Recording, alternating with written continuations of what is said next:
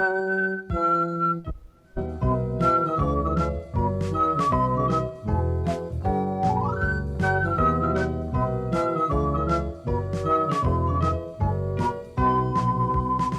Lost Cat.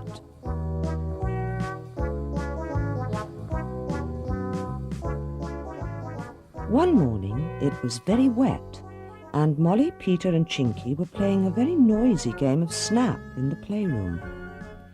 Whiskers, the black cat, had come with them and had curled herself up on a cushion in the wishing chair where she'd gone fast asleep. The children were so interested in the game that they didn't hear a little flapping sound.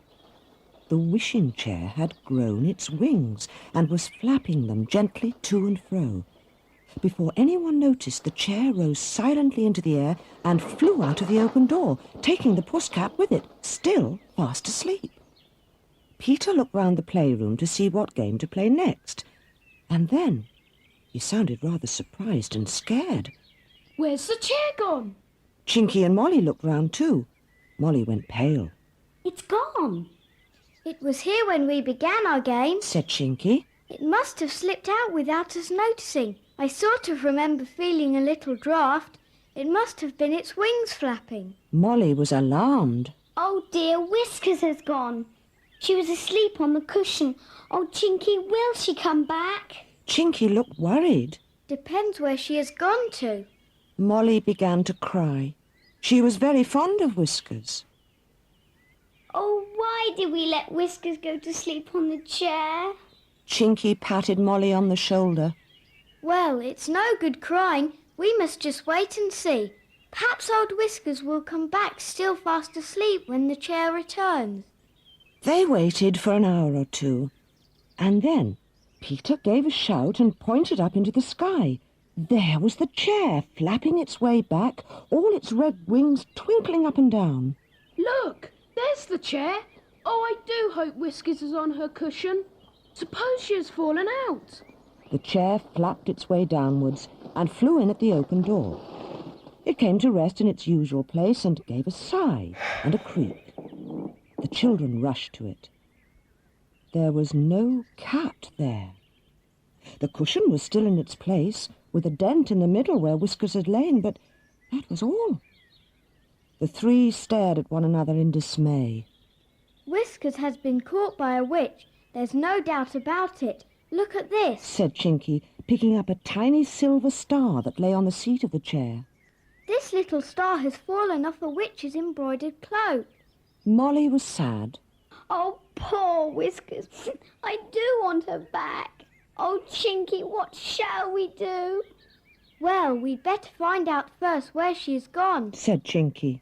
Then the next time the chair grows its wings, we'll go and rescue her. How can we find out where she's gone? Asked Molly, drying her eyes. I'll have to work a spell to find that out. I'll have to get a few pixies in to help me. Go and sit down on the couch, Molly and Peter, and don't speak a word until I've finished. The pixies won't help me if you interfere. They are very shy just about here. Molly and Peter did as they were told. Chinky went to the open door and clapped his hands softly 3 times, then whistled like a blackbird, and called a magic word that sounded like Luma, Luma, Luma, Loo. In a minute or two, 4 little pixies, a bit smaller than Chinky, came running in at the door. They stopped when they saw the 2 children, but Chinky said, Don't worry, they are friends of mine. They won't interfere. I want to do a spell to find out where this wishing chair has just been to. Will you help me? The pixies nodded their heads. Chinky sat down in the wishing chair, holding in his hands a mirror. The 4 little pixies joined hands and danced round the chair, first one way and then the other, chanting a magic song that got higher and higher and quicker. Suddenly, the 4 dancing pixies stopped the singing and fell to the floor, panting, calling, Now look and tell what you see, Chinky. Chinky stared into the mirror and then gave a shout. I see her. It's the witch Kiri Kiri. She has got Whiskers. Here she is, cooking dinner for her. The 2 children sprang up from the couch and hurried to look into the mirror that Chinky held. To their great amazement, Instead of seeing their own faces, they saw a picture of Whiskers, their cat, stirring a soup pot on a big stove. And behind her was an old witch, clad in a long black cloak embroidered with silver stars and moons. Chinky pointed. See her? That's the witch Kiri Kiri. I know where she lives. We'll go and rescue Whiskers this very night. The four little pixies twittered Goodbye, goodbye. and ran out. The picture in the mirror faded away. The children and Chinky looked at one another. Then Molly said, What a marvellous spell. Shall we really go and fetch Whiskers tonight? Chinky nodded.